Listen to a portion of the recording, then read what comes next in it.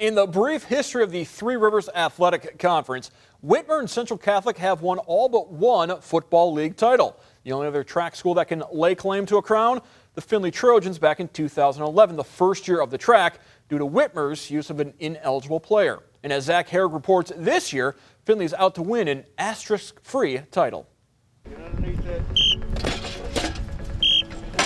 2016 was a productive year for the Findlay Trojans with a playoff berth and a 7-4 overall record. However, last season the Trojans finished at just 4-6. Now they're more experienced and ready to win. We were really young defensively.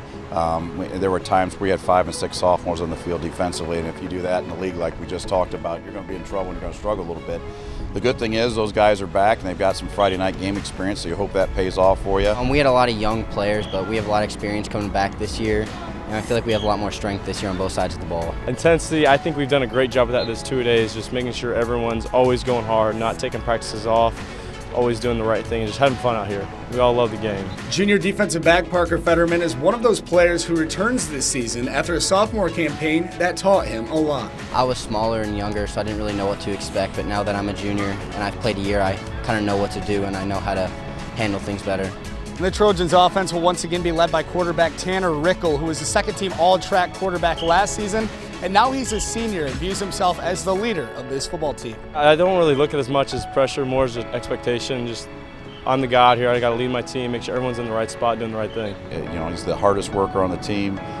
Eats, sleeps, and drinks football. Great competitor, great leader, great kid in school.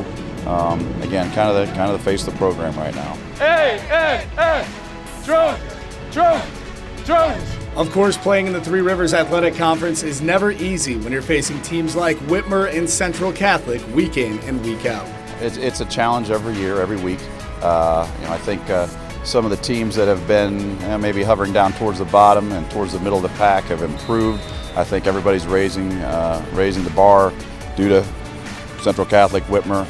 I think everybody's headed in the right direction. It makes it a challenge each week. Kids look forward to league play. We know that if we can be successful in league play, things like playoffs and so forth can take care of themselves. It's tough, very competitive, week in and week out. It's just a bunch of athletes every week.